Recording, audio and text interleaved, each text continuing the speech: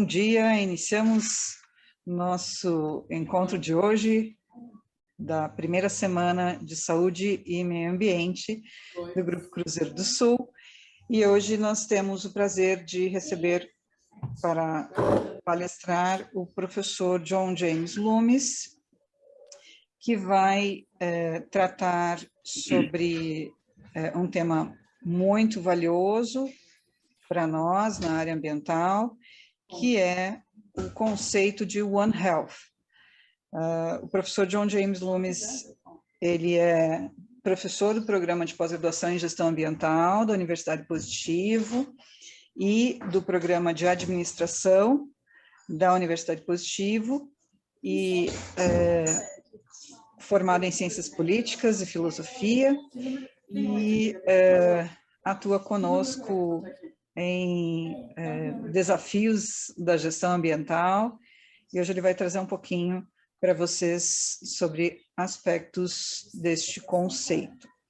Eu vou passar a palavra ao professor John, agradecendo a presença e a oportunidade de ouvi-lo. Fique à vontade.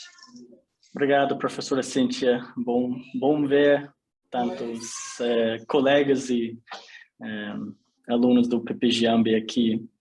Então, não vou falar por muito tempo, né? Acho que 20 minutos, meia hora vai abrir para discussão, perguntas.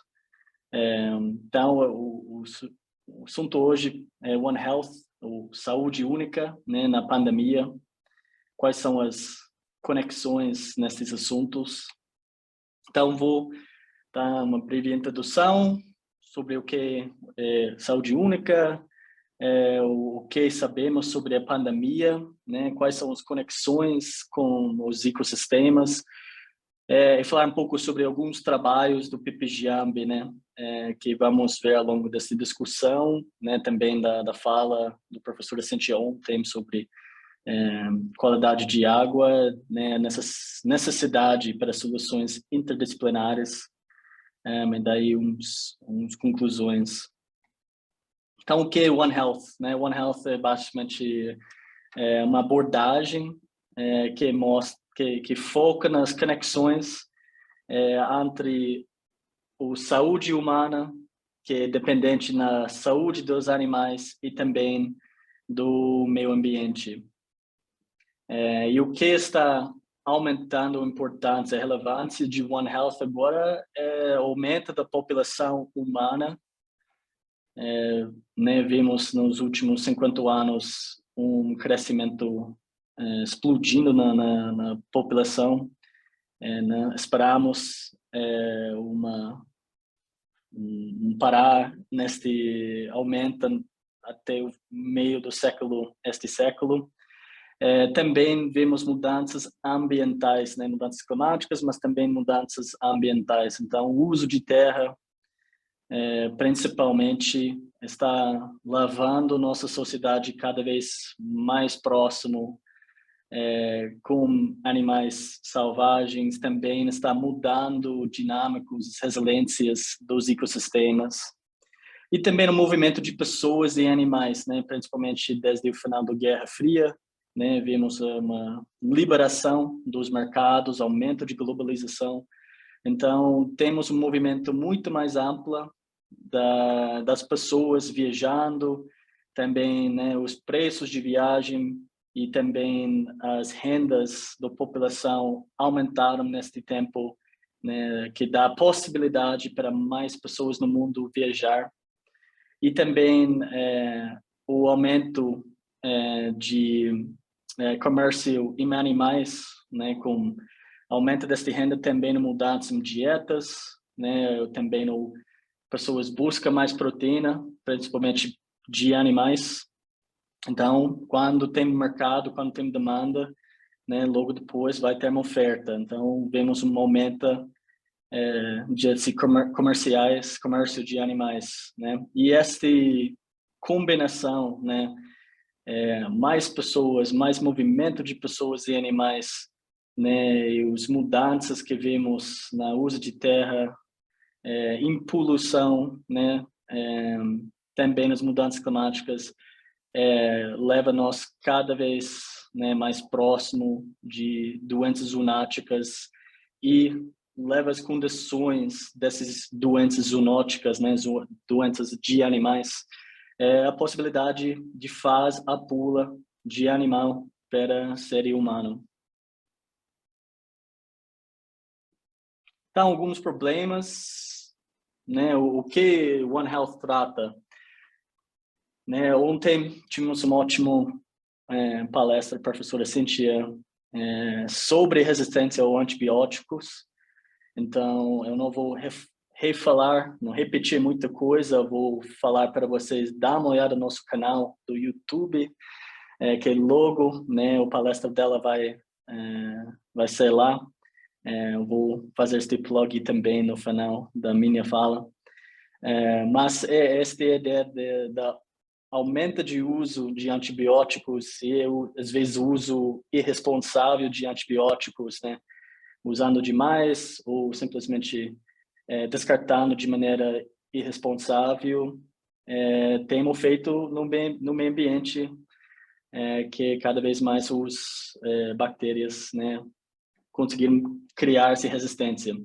Doenças transmitidas por vetores, né, um problema especialmente em, né, países tropicais, e também, né, as mudanças climáticas que estão aumentando, né, os áreas onde esses insetos, né, podem viver, então aumenta, né, as chances de passar essas doenças zoonóticos, que eu vou falar mais, né, sobre hoje, especialmente sua ligação com a pandemia, mas também doenças zoonóticos transmitidos por alimentos. Então, vemos aqui também, né, gestão de fazendas, por exemplo, o conexão entre, né, doenças dentro de intestinos de bovino, né, as fezes, o solo, né, ao lado de alimentos de cultura,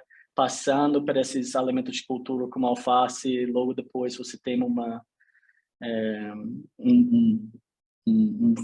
um farto de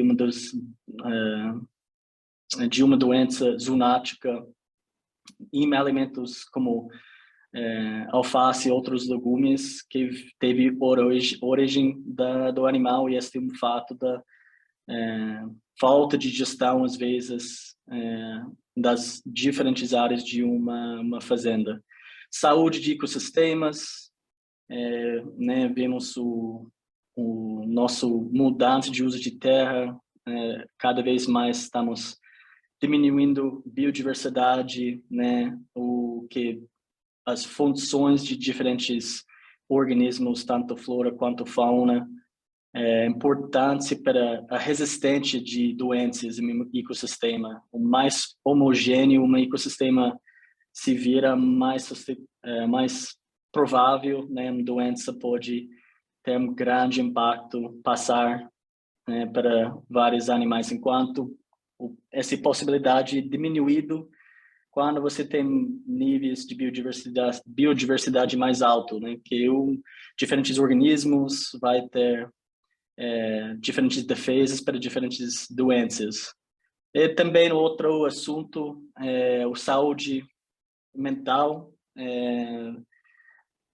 né, estudar essa ligação do animais, isso é importante para a saúde mental humana. É um outro assunto abordado em One Health. Este é uma overview, né, quais são os assuntos abordados, né, na saúde única. Saúde única, né, estamos tentando fazer uma comunicação entre os especialistas, né, que focam em proteger a saúde humana, nossos médicos, né, mas também saúde dos animais, na medicina veterinária, também especialistas, né, do meio ambiente, né, químicas, ecologistas, biólogas, né, e faz esta comunicação, coordenação e colaboração entre, né, estas áreas de conhecimento que, né, antigamente não foi tão relacionado, ou esta integração necessária não foi tão reconhecido. Então, One Health busca de coordenar, né, as pesquisas, né, gestão dessas áreas de conhecimento tradicionalmente separada, né, visando, né, reconhecendo, né, necessidade e interligações, né, que essas diferentes áreas de ciência têm. Então, depois dessa introdução, né, do One Health, gostaria de, né, entrar um pouco mais na minha área, então, desde 3 partes de, né, ciências de saúde humana, de saúde dos animais e o saúde ambiental. Eu fico na terceira parte. Eu gostaria de falar um pouco, né, sobre a pandemia, que tem diferentes teorias sobre sua origem, mas, né, o mais provável que a ciência continua apontando é uma origem na China, na província da Wuhan. Então, por que China? Né? Por que esta pandemia tem uma origem na China? Então, vai ganhar também uma lição de história hoje também. Então, falar um pouco, entender por que tem esta origem na China. Atualmente, o pensamento esta doença teve origem nas wet markets em Wuhan, né, esses mercados molhados. Mercados molhados são mercados onde está vendido vários animais selvagens. Elas têm condições ruins para os animais, né? Pode ver aqui no direito, né, estes cages aqui com os animais, né, um acima de outro, né, vários, né, líquidos dos animais, né, como sangue, urina, escrito, passando um para o outro. É um ambiente muito estressante para os animais, então isso também causa uma diminuição no seu sistema de imunidade. E são as condições, né, perfeitas para um vírus, né, pular de vários animais até chegar pular para um ser humano. Mas nós na ocidental não entendemos, né, muito bem, não temos essa cultura conectado com, né, esses mercados molhados. Mas esses, né, na China, pelo menos, né, que tem mercados molhados não somente na China, mas na Ásia Sul-Leste, na África e até aqui na América Central, América do Sul também.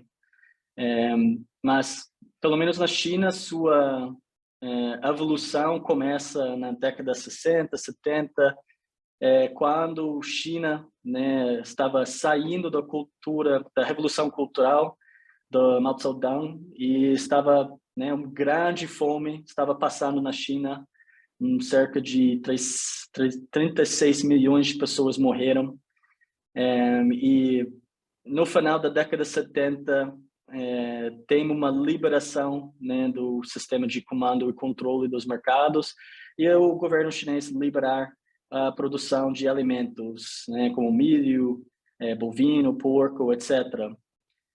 Esta liberação, né, dando a possibilidade de o mercado privado voltar e começar a operar na China, esses elementos comerciais mais, né, convencionais, pelo menos nossos padrões, foi dominados rapidamente pelas grandes empresas. Para os fazendeiros menor, mais pobre, elas começaram a capturar animais selvagens, né? No começo, principalmente para sobreviver, para se alimentar, mas começou a vender, né? No começo foi operações pequenas de cada fazenda, mas daí no década 80, no final da década 80, o China passou legislação sobre a proteção do meio ambiente, e elas, né, basicamente deixaram, né, elas também incentivizaram a cultivação de animais selvagens, se é uma maneira para as pessoas sair de pobreza. Então, se você vai usar esses animais, vender elas, cultivar elas para se levar de pobreza, então tudo bem. Também elas colocaram animais como elas definiram animais como um recurso natural. Então, um recurso natural pode ser usado para o benefício do ser humano. Então, você tem explicitamente, né, uma incentivação de cultivação de animais selvagens, e você tem uma definição de animais selvagens como um recurso natural que pode ser usado, né, como quiser, né, basicamente. Então, você criou uma indústria, basicamente. Então, essas fazendas pequenas que começou, né, cultivar cobras, até ursos, né, começou alguns animais rapidamente aumentaram para fazendas mais industriais. E daí, ao mesmo tempo, criou espaço para um mercado negro de animais amaciados, para entrar também nestes mercados molhados. E, né, hoje em dia, cerca de 6 milhões de chineses estão empregados com, né, o tráfico de animais selvagens, legais e ilegais, né, no total. Então, como este força, né, também os bilhões de dólares que representa, né, elas têm um lobby. Então, elas conseguiram, né, lobby o governo chinês para manter esses mercados molhados, né, os animais amaciados também virou visto como produtos tônicos, especialmente pelos ricos e os poderosos, como para enhançar saúde, né, combater doenças, etc. Então, você criou esta indústria, você criou, né, um grupo de interesse, né, politicamente forte. Então, quando o vírus do SARS, né, desportou, quando apareceu no começo neste século 2002, 2003, foi o mesmo culpa. O mercado molhado foi identificado como a origem. O governo chinês fechou todos os mercados molhados, mas 6 meses depois abriram de novo. Esta vez, como Covid-19, mesma coisa, fecharam, mas logo depois e agora elas estão em uma operação normal novamente. Tem discussões para alterar esta legislação sobre proteção dos animais, mas por enquanto não é claro que o China vai alterar a lei fundamentalmente ou, né, fazer mais uma coisa do que proibir esses mercados. E não só China, mas também Vietnã, Indonésia também, né, tentaram fechar esses mercados, mas elas servem como um forço econômico. Então, muitas vezes, né, as autoridades nacionais tentam fechar, mas não tem tanta cooperação, né, como as autoridades locais. Então, né, vemos aqui basicamente este fala que eu mencionei que né, logo depois, né, do SARS, do COVID-19, né, vemos, né, o fechamento destes wet markets, desses mercados molhados, onde tivemos, né, não somente o indústria de animais selvagens, mas também o comércio, o tráfico ilegal de animais amaciados entrando nesses mercados molhados. Então, agora um quiz, espero que vocês não estão dormindo já. Que horas temos agora? 9h20. Eu queria saber, né, o que vocês pensam. Desde 1980, os surtos de doenças infecciosas emergentes aumentaram quantas vezes? Não cresceu, dobrou ou 3 vezes? E daí, pergunta número 2. Qual percentagem destas doenças infecciosas emergentes tem origens em animais? 25%, 50% ou 67%? Então, esperar uns minutinhos, fica à vontade de escrever no chat, né, ABC, temos pergunta 1, pergunta 2, o que vocês acham pela notícias que vocês já leram sobre, né, doenças zoonóticos. Vamos lá, pessoal. Contribuindo. Tempo ao chat. Ok, Gabriel. 3 vezes. 67%. Lidney também.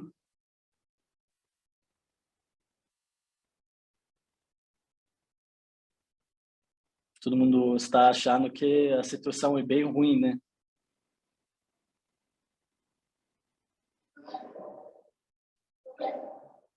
Nossa área de meio ambiente, às vezes, é muito deprimido quando você vê nossa crise sanitário-ambiental e vocês estão certos. Então, temos uma audiência aqui, umas pessoas inteligentes. Desde 1980, né, surtos de doenças infecciosas, né, 3 vezes aumentou e a porcentagem dessas doenças infecciosas, né, a maioria são de origens animais, né?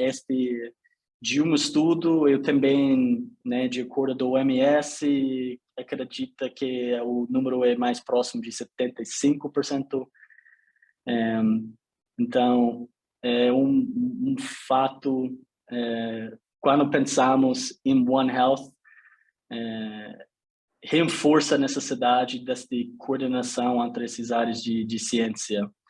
E, né, destes 67%, né, que vem de animais, 70% vem de animais selvagens, né? Então, no mercado de Wuhan, né, este wet market em Wuhan, né, uma teoria é que o COVID, né, o vírus, né, teve origem em um morcego que pulou para um pinguim e daí conseguiu pular para um ser humano.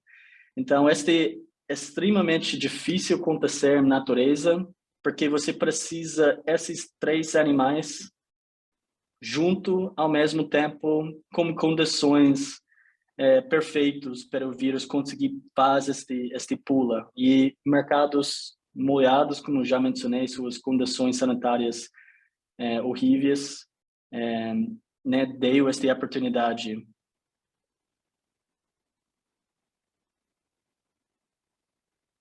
E as conexões com ecossistemas? Quais são as conexões, né, com nosso, né, paradigma de desenvolvimento atual? Né, primeiro, o que é um ecossistema? Né, para as pessoas não da área do meio ambiente, né, na ecologia, né, um ecossistema é uma das níveis de organização que temos também, né, o próprio organismo, né, a população da mesma espécie, né, vimos biocenose, comunidade, que é grupo, né, de organismos vivendo na mesma área, no mesmo tempo. E daí o ecossistema, né, pode ser considerado uma unidade onde os organismos interagem com o seu meio ambiente biótico e abiótico, né, fluxo de materiais e energia que acontece num determinado espaço, num determinado tempo. Então, nosso tratamento, né, o nosso uso desses ecossistemas que sustentam a nossa sociedade está sofrendo, né, mudanças que nos leva cada vez mais próximo para essas doenças né, zoonóticos, né, para endemias e para a próxima pandemia, que com certeza, né, vai ter ciclo. Os ciclos são sempre pior do que o original. Então, é uma coisa que não podemos, né, pensar que nada vai acontecer de novo em nossas vidas. Então, alguns fatores, né, aumentam essa possibilidade, né, como mencionei, as mudanças climáticas, que tem uns efeitos de feedback, né, pode ter florestas tropicais cada vez secando mais, daí esses ecossistemas, né, sua resiliência vai diminuindo, alterações em biodiversidade, não somente a extensão de diferentes espécies, né, mas os próprios mudanças genética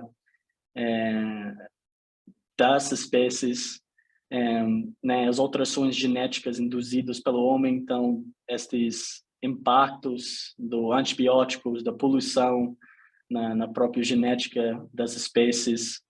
Então, temos esses fatores, né, esses fatores ambientais, temos nossos drivers, né, sociais, político-econômico, esses fatores que nós estão levando cada vez mais, né, a exploração desses ecossistemas, e as mudanças junto, né, com os fatores ecológicos, físicas, nos traz estas doenças e o ser humano cada vez mais próximo para se encontrar. E daí nossa sociedade globalizada, né, vimos né, o dispersa rápido de uma doença. Então, os outros, né, alguns desses fatores socioeconômicos e políticos que está nos levando para lá, o crescimento da população, mencionei nosso paradigma, né, como desenvolvimento. Então, o fato que até agora a grande maioria dos países, seu crescimento econômico, sua ideia de desenvolvimento não é separado como contínua aumento de usos materiais. A agricultura industrial, né, a agricultura é o principal fator de desmatamento da Amazônia no Brasil, e vimos agora como esta guerra na Ucrânia, sua dependência, né, de insumos externos. Então, esta expansão, né, também a ligação entre o crescimento da população e a agricultura industrial. Já mencionei o aumento de renda, que leva a uma demanda mais alta para né, proteína de origem animal. Urbanização, então cada vez mais nossa população está morando em cidades onde o fluxo de pessoas e, né, por consequência também o fluxo de doenças é cada vez mais alto, e o contínuo comércio de animais, né, selvagens, né? Eu falei hoje sobre o caso da China, mas, né, temos comércio de animais selvagens, né, pelo mundo inteiro. Então, chegando aqui agora para soluções interdisciplinares, tanto, né, crise, tantos tristeza, vamos ver que PIPIGIAMB também está fazendo né, neste aspecto, né? Eu vou tratar só alguns, né, exemplos. Então, pesquisa, né, meu, né, aqui estou citando Costanza de Group, mas focando em serviços ecossistêmicos, né? Quais são serviços ecossistêmicos? São os serviços que pagamos ou não, que tem mercado ou não, dos próprios ecossistemas que sustentam nossa sociedade. Então, vimos aqui no quadrinho verde, né, a estrutura e processos biofísicos, né, que estamos pensando no habitat, também processos como fotossíntese, que elas dão a estrutura possível para esses ecossistemas funcionar, né? Dá o lar para flora e fauna. E elas têm funções, né? Essas funções, por exemplo, né, uma floresta, ele vai impedir, né, o fluxo de água de um determinado lugar. Então, ele vai diminuir o tamanho de inundações. Então, este pode ser, daí depois, continuando nossa linha aqui, serviços ecossistêmicos, né, a prevenção de inundações é um serviço ecossistêmico para uma comunidade, um município que mora perto deste corpo hídrico, seja um rio, seja um mar.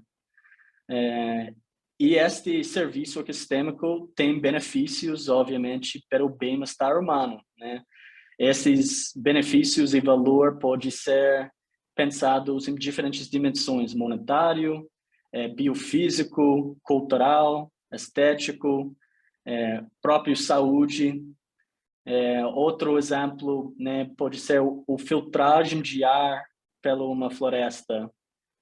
Então, vemos hoje, né, fábricas, né, com suas emissões, muitas vezes o próprio empresa vai plantar muitas árvores em torno, né, para tentar filtrar esse ar pelo cheiro, pelos particulares suspensos no ar. E isso, né, esta função de filtrar o ar, né, pode ser um serviço ecossistêmico, né, melhorar a qualidade do ar, que tem um benefício da saúde, né, do próprio ser humano. Então, tem várias, né, cada ecossistema tem vários serviços ecossistêmicos. Tem, né, o mais conhecido seria alimento, materiais que a gente tira desses ecossistemas para produzir nossa comida, nossas roupas, etc.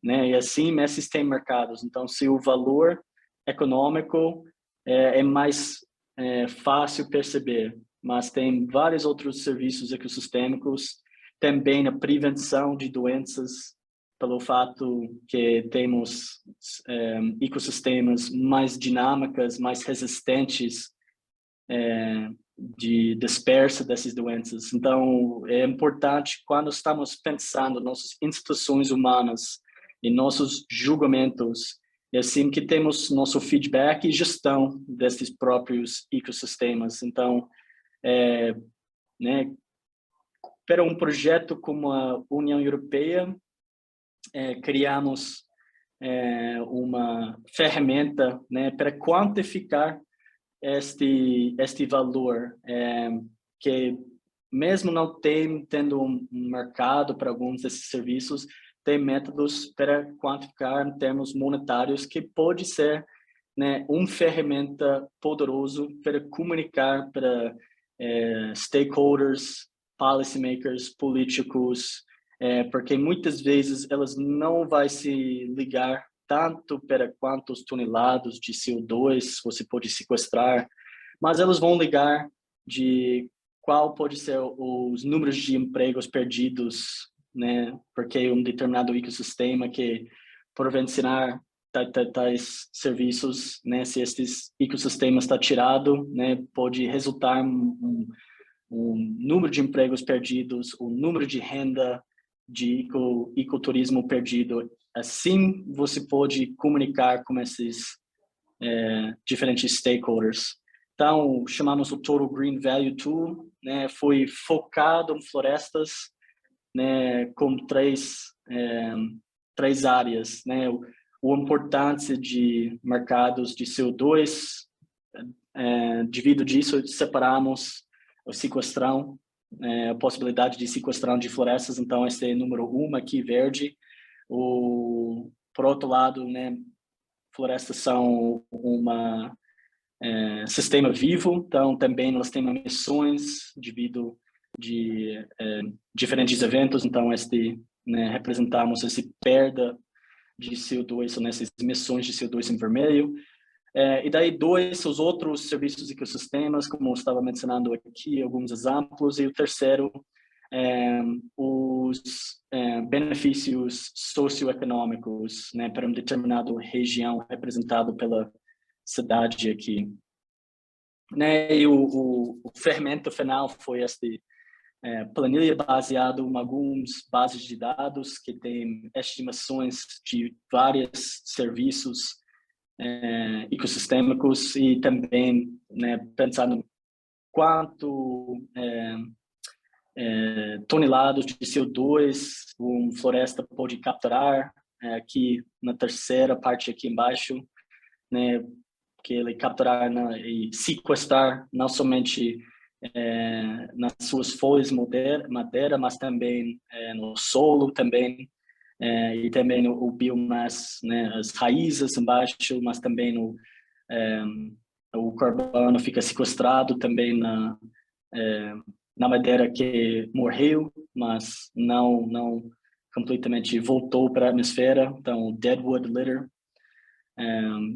Esta ferramenta oferece os políticos, empresas também, uma estimação, né, de quanto valor um determinado área de uma floresta por hectare tem. Então, né, temos os três valores aqui, né, que eu mencionei. O primeiro que foi o mitigação, o sequestração do carbono, das demais, né, serviços ecossistêmicos, e daí o Regional Added Value valores, né, o RAV values, e vimos que isso inclui empregos, renda de turismo e as outras atividades socioeconômicos, culturais.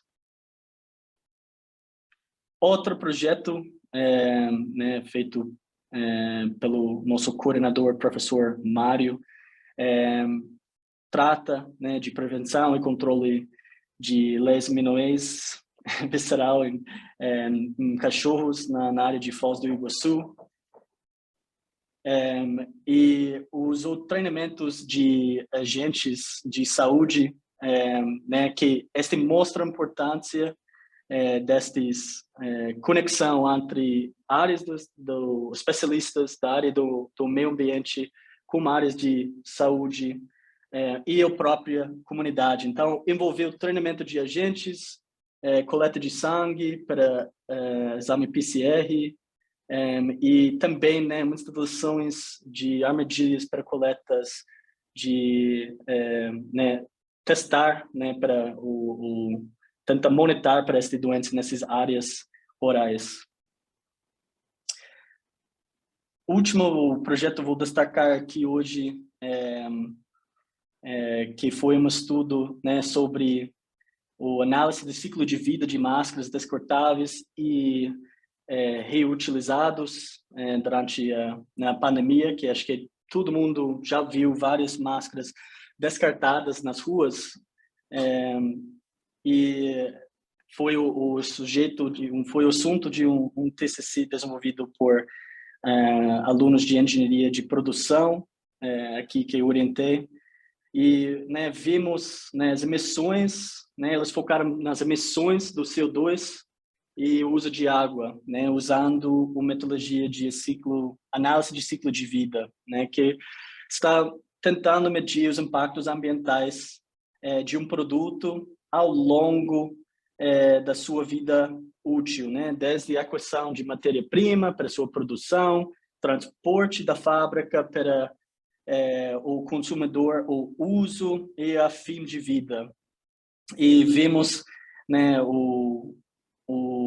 né, foi comparado máscara reutilizado que foi estimado o uso de 30 dias com o uso de máscaras descartáveis que estão utilizadas uma vez. Então, comparamos, né, quantas máscaras descartáveis estão usadas nesse período de 30 dias para fazer as comparações da aquisição da matéria-prima e todo parte deste ciclo de vida, e vemos o aspecto das emissões, né, o grande fator é seu transporte para o consumidor, mas ao mesmo tempo no uso de água, o fato de aqui o máscara reutilizado foi, né, as máscaras de algodão, e seu uso, né, sua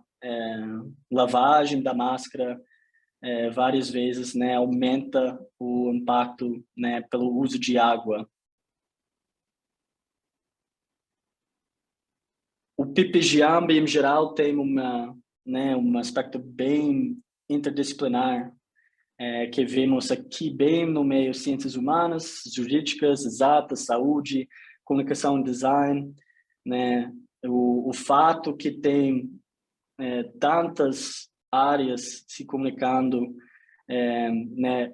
Ele combina bem com a nossa fala hoje de One Health, que é já reconhecido faz muito tempo neste programa, né, que problemas ambientais sempre têm dimensões socioeconômicos, de saúde, políticos.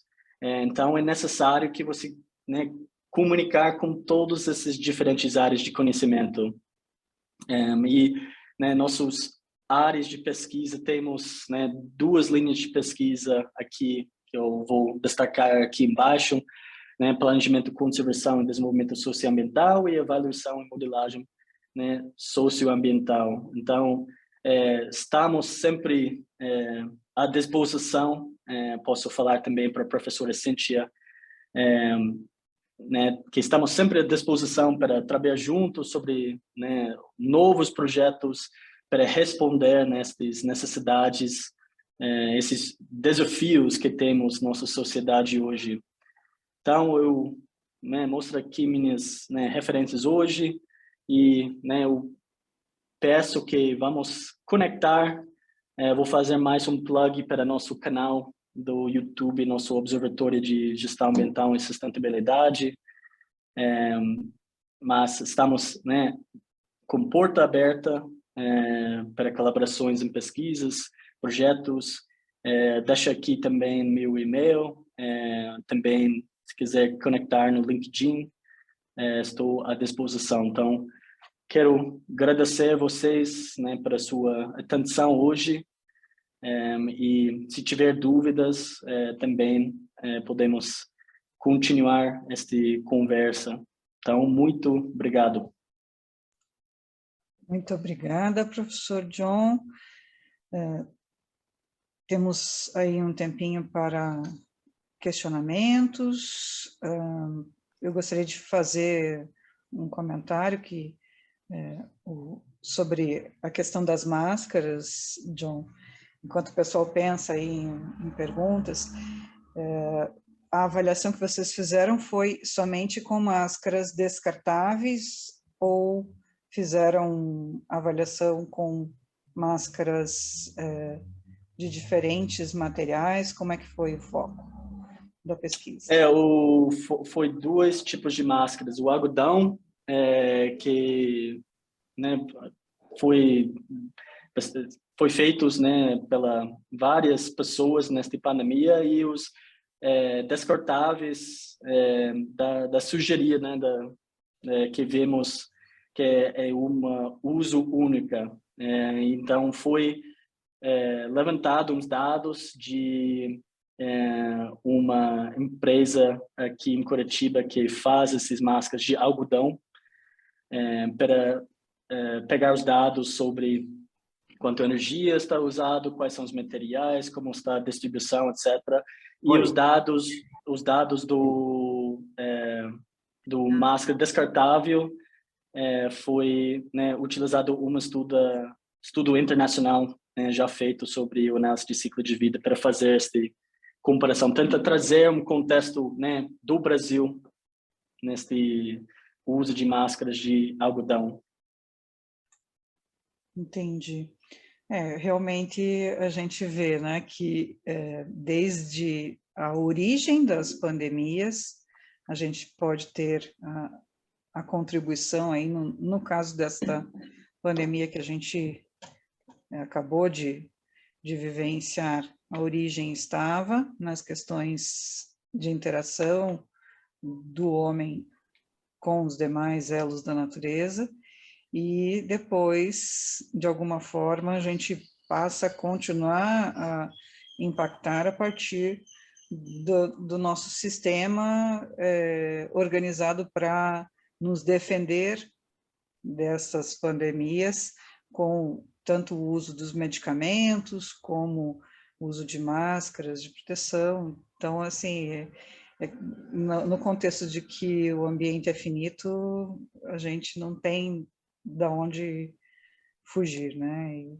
precisamos ter atenção e planejar nossas ações considerando o ciclo de vida dos produtos, considerando a importância dos ambientes naturais, para que a gente possa ter um caminho, né?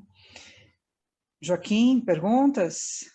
Sim, essa questão do consumo de animais silvestres, né, que não passam por um controle de qualidade da carne, né, como um sistema de vigilância sanitária, o caso da lepra no país, né, isso aí já é notório e que 70% das pessoas que desenvolvem lepra comeram carne de tatu, né? Ou seja, o tatu é um dos únicos mamíferos que desenvolve a lepra também. Então, nós temos várias doenças no país também e se desenvolve a partir de consumo de carne. A gente tem um mercados úmidos velados no Brasil, John. Né? No Amazonas, a carne de macaco, por exemplo, que eu acho que tem um grupo virótico muito mais próximo do ser humano do que o morcego, por exemplo, muito mais fácil de saltar para a nossa espécie.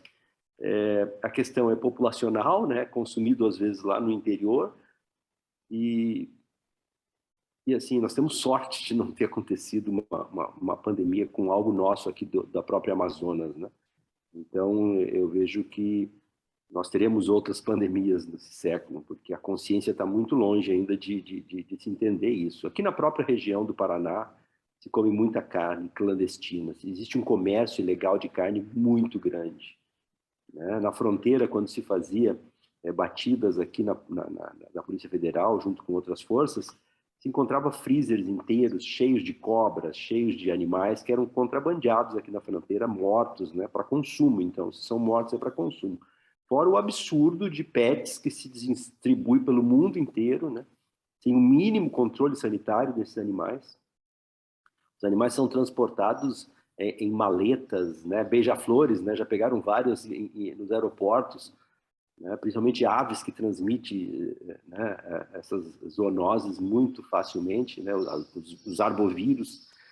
Então, eu vejo que a gente tem um problema sério ainda de consumo de carne, né, nos próprios Estados Unidos, a caça, né, em todo o país, América Central, Argentina, né, enfim, nós temos um consumo absurdo de carne silvestre ainda. Então, eu acho que a gente está longe dessa questão, eu acho que é uma questão cultural. Eu trabalho muito com essas questões dentro da faculdade, né, que eu dou aula em vários cursos. Eu me propus a fazer isso de educação ambiental dentro de vários cursos, como odonto, para tentar fazer alguma coisa de mudar essa consciência, né?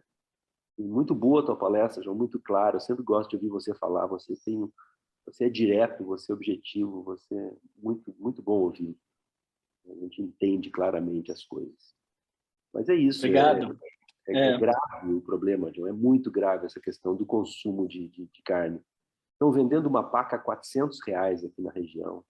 Nossa. E não é a população carente que está comendo, gente. Quem está pagando R$ 400 é por ostentação, ou seja, eu acho que é para mostrar que está acima da lei, né? Nós temos essa característica, né, de mostrar que estamos acima da lei, acima dos outros. Então, se ostenta, né, grupos ricos aqui da região, porque pagar R$ 400 numa paca, né? Fora o palmito Jussara, que ainda fazem de assado, tudo retirado. Na região metropolitana, na região da Amazônia, acredito que foi já identificado cerca de 20 coronavírus que poderia fazer uma endemia ou pandemia. Então, às vezes, é uma questão de tempo e também ter essas condições O corona nesses é um vírus mercados. que muito em morcegos. Esses morcegos que estão nas nossas casas aqui, todos eles, né, Tem. circulando corona por aí. O problema é que a sorte é que a gente não come eles ainda. Este aspecto de costumes e atitudes, acho que daí também olhando na pergunta de Gabriel, né, se tem abordagens ou medidas para, né, diminuir ou anular os efeitos desses mercados imobiliários, mostra a importância deste colaboração e coordenação, né, entre os especialistas, né, os médicos, especialmente, né, que mostra estas condições sanitárias ruins desses mercados. Se você não vai eliminar esses mercados, tenta melhorar suas condições sanitárias, né? Porque eliminando esses mercados vai levar mudanças nas atitudes do consumidor para diminuir a demanda dos produtos, daí assim você, né, diminuir o tamanho de mercado, né? Mas hoje em dia o tamanho dessas indústrias em alguns países também outra coisa bem clara, a maioria da população da China não come animal selvagem, é uma minoria que é os elites, né, que gostam desses elas acham que tem essas próprias propriedades, né, tônicas, que vai ajudar com bodybuilding, o seu libido, etc. Comer o pênis mais exótico que existe, né? Vai dar, mas tem restaurantes especializados em pênis de animais silvestres. Né? É uma coisa muito louca isso, achar que o pênis vai ser o Viagra da vida deles, né? Então, o Mário tem que estudar isso, a questão cultural disso. É muito louco, só pode ser uma ostentação, não conseguir compreender o que leva uma pessoa a fazer isso, né? E assim como você falou... por complexo de sabe como lá freudiano, sei lá. Porque, e assim, não são um problema fálico. Não são os pobres, são ricos que compram isso, porque esses animais são extremamente caros. E daí... O pessoal aqui também está comentando, né? Testículo de boto também. E daí tem toda uma questão cultural a partir desses contextos, né? De contextos tradicionais e que depois acabam sendo desvirtuados. Mas também podemos ver um problema, né, quase igual, parecido com a agricultura industrial.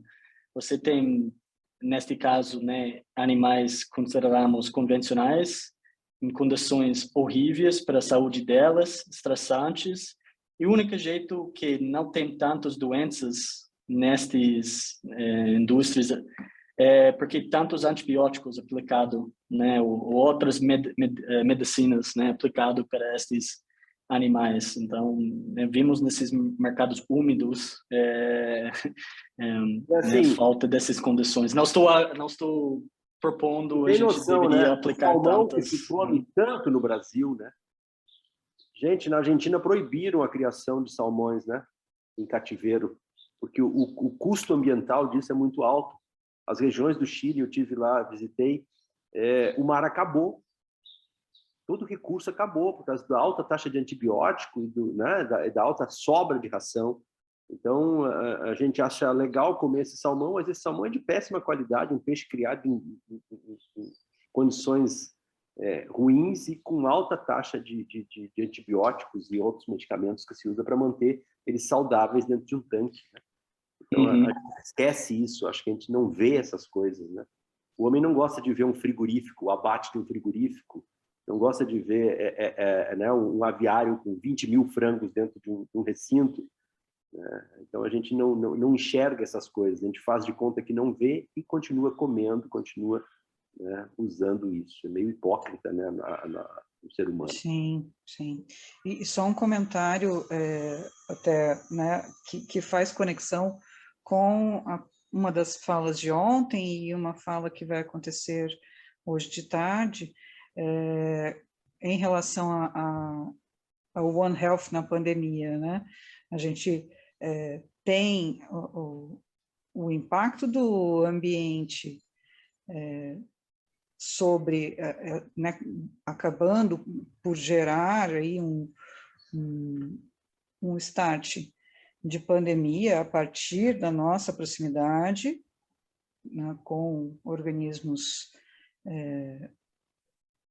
como no caso do morcego, e temos daí a nossa contribuição com as máscaras, aqui a Anabel comentando, né, que em uma indústria de Paranaguá que presta serviços, as máscaras descartáveis se tornaram um novo resíduo, e o PGRS precisou contemplar isso. Foi introduzido um container, deve ser, né, só para esse resíduo, e se precisou treinar a equipe de limpeza para isso e aumentar a destinação de resíduos de saúde.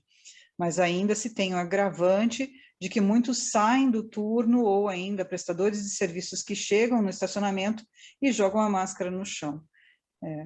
O desafio é bastante grande em termos educacionais, como o Joaquim também chamou a atenção. E aí, no caso da pandemia, em especial, né, em que a gente utilizou aí os mais diferentes coquetéis de medicamentos, a gente tem grandes chances de, a partir desta pandemia, futuramente, não tão distante, surgirem outras pandemias, porque pensem os micro-organismos, como eles ficaram acostumados a entrar em contato com uma carga muito maior de antibióticos no ambiente, de antivirais, anti-inflamatórios. Até tem a professora Giovana, vai fazer, deixa eu ver aqui para falar para vocês, que eu acredito que acabou não saindo na programação. Essa é uma atividade do curso de graduação da Biomedicina, da Universidade Positivo. A professora Giovana vai falar dia 6/4, hoje, às 15 horas, sobre bactérias multiresistentes à próxima pandemia.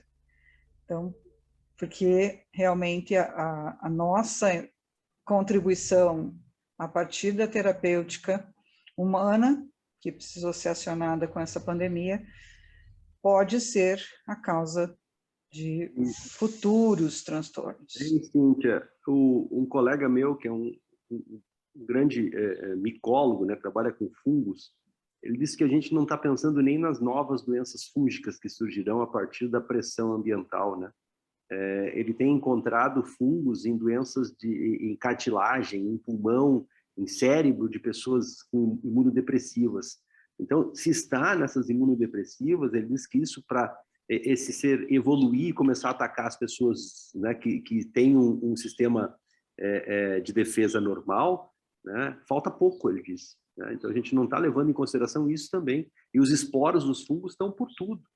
Né? Então, as doenças fúngicas vão surgir. Olha os fungos de unha como estão aumentando, né? É uma unha, é um fungo, mas já está atacando nossos seres. Todas as doenças micóticas, né, que a gente tem constantes. E assim, a gente sabe que não é fácil, não existe um antibiótico muito claro que ataque fungo, né? Então, se a gente tem uma doença fúngica que se prolifera de maneira desordenada, ela vai ser muito grave. Muito mais grave do que uma doença virótica, que a gente já tem um princípio de uma vacina, né? Mas os fungos são bem complexos, né, do ponto de vista de derrotá-los. Só para a gente fechar os comentários aqui, a Anabel coloca: talvez na Amazônia não se espalhe alguma zoonose porque o consumo é local e não para mercado consumidor. No Rio Grande do Sul, na região da Ezequitaim, há muito consumo de capivara e esses bichos brigam, sempre estão com lesões e são consumidos. E consumidos apenas pelo costume de se comer caça e não porque, por ser uma questão de necessidade alimentar, né? São muitos desafios pela frente. Professor John, agradeço imensamente sua fala. Quer fazer um fechamento? Nós temos mais um minutinho. Só queria agradecer também, né? Boa conversa, né? Depois, e as portas do Pipijambi, né, estamos abertos e depois, né, a gente vai pegar uns trechos da fala para, né, colocar nosso canal de YouTube. E conto com vocês, né, nas próximas aulas daqui em algumas semanas. Então, obrigado novamente e um ótimo dia para vocês.